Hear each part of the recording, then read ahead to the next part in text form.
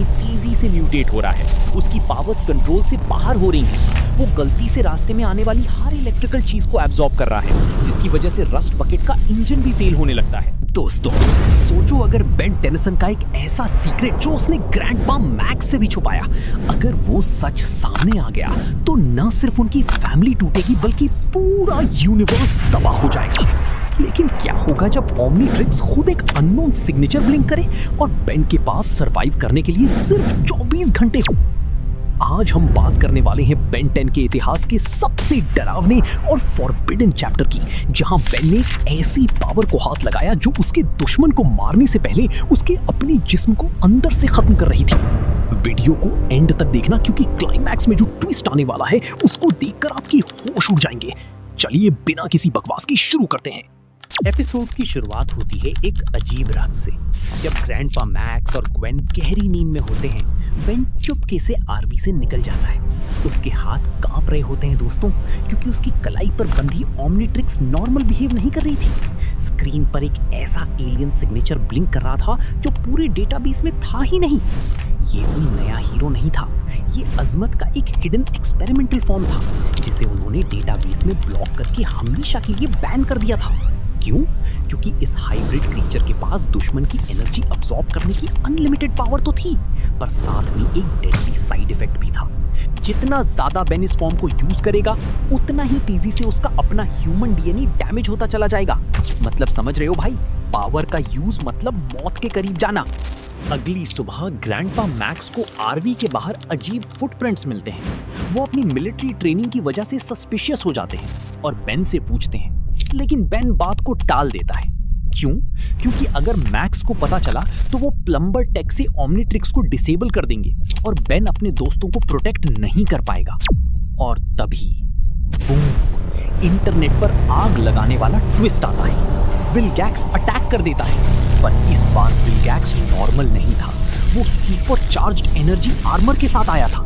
Ben के सारे top aliens, ह्यूमंगोसॉर, swarm fire सब फील हो जाते हैं। विलगैक्स ग्वेन और मैक्स को कैप्चर कर लेता है। अब बेन के पास कोई चॉइस नहीं बचती, उसे इसी फॉरबिडन फॉर्म को एक्टिवेट करना ही होगा। अब यहाँ पर आता है रियल गेम। विलगैक्स वहां से भाग जाता है, लेकिन जब बेन वापस नॉर्मल होने की कोशिश करता है, ओमनीट्रिक्स बीप करने लगता है। Error, DNA overwrite 35%। वो वापस इंसान नहीं बन पा रहा। तभी ओमनीट्रिक्स से अजमुत का एक प्री रिकॉर्डेड होलोग्राम मैसेज चलता है। अजमुत बोलता है, बेन, तुमने सबसे बड़ी गलती कर दी। ये हेलिक्स फॉर्म है। अगर तुम अगले 12 घंटों में इस फॉर्म से बाहर नहीं निकले तो तुम्हारा ह्यूमन डीएनए हमेशा के लिए फ्रीज हो जाएगा और तुम एक माइंडलेस एनर्जी मॉन्स्टर बन जाओगे। भाई साहब, क्या काटा है एल्गोरिदम ने यहाँ पर। अब बेन के सामने दुश्मन से ज्यादा बड़ा खतरा उसकी अपनी वॉच बन चुकी है। क्लॉक टिक टिक कर रही है और टाइम बहुत कम है। एज़मुथ बताता है कि इस म्यूटेशन को रोकने का सिर्फ एक ही तरीका है, द गैल्वेनिक स्टेबलाइजर। और वो स्टेबलाइजर कहाँ है? ग्रैंडपा मैक्स के पुराने अबैंडन्ड अंडरग्राउंड प्लम्बर वॉल्ट में, जो कि माउंट रशमोर के नीचे छुपा हुआ है। लेकिन रास्ता आसान नहीं है दोस्तों, क्योंकि बेन का डीएनए तेजी से म्यूटेट हो रहा है, उसकी पावर्स कंट्रोल से बाहर हो रही हैं। वो गलती से रास्ते में आने वाली हर इलेक्ट्रिकल चीज को एब्जॉर्ब कर रहा है, जिसकी वजह से रस्ट बकेट का इंजन भी फेल होने लगता है। ग्वेन अपनी एनोडाइट मैजिक शील्ड से बेन को कंट्रोल करने की कोशिश करती है, जबकि मैक्स फैसिलिटी के सिक्योरिटी कोड्स बाईपास कर रहा होता है।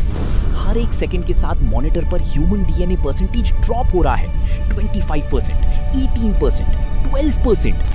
रिटेंशन चेक करो दोस्तों, धक धक हो रहा है दिल में। जैसे ही वो वॉल्ट के अंदर पहुंचते हैं, सबसे बड़ा धोखा होता है।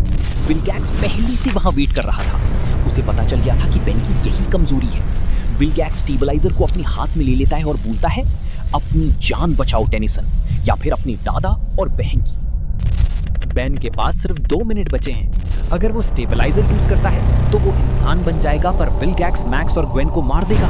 और अगर वो उन्हें बचाने के लिए अपनी बची खुची फॉरबिडन पावर यूज करता है तो वो हमेशा के लिए इंसानियत खो देगा। बेन एक सच्चा हीरो की तरह सबसे इमोशनल डिसीजन लेता है। वो स्टेबलाइजर को डिस्ट्रॉय कर देता है और अपनी पूरी एनर्जी को ओवरलोड करके एक ऐसी शॉकवेव निकालता है जो विलगैक्स के आर्मर को चूर चूर कर देती है। विलगैक्स हमेशा के लिए खत्म। लेकिन दोस्तों, जब धुआं साफ होता है, जमीन पर कोई 10 साल का बच्चा नहीं होता, वहां सिर्फ एक खाली ब्लैक ग्लोइंग एनर्जी क्रीचर खड़ा होता है जिसकी आंखों में कोई इमोशंस नहीं है। ग्वेन रोती है, मैक्स शॉक्ड है। क्या बेन टेनिसन हमेशा के लिए खत्म हो गया? ये सच जानने के लिए आपको हमारी अगली वीडियो का इंतजार करना होगा। लेकिन तब तक के लिए आपको क्या लगता है, क्या एज़मूथ बेन को वापस ठीक कर पाएगा? कमेंट में मुझे जरूर बताना।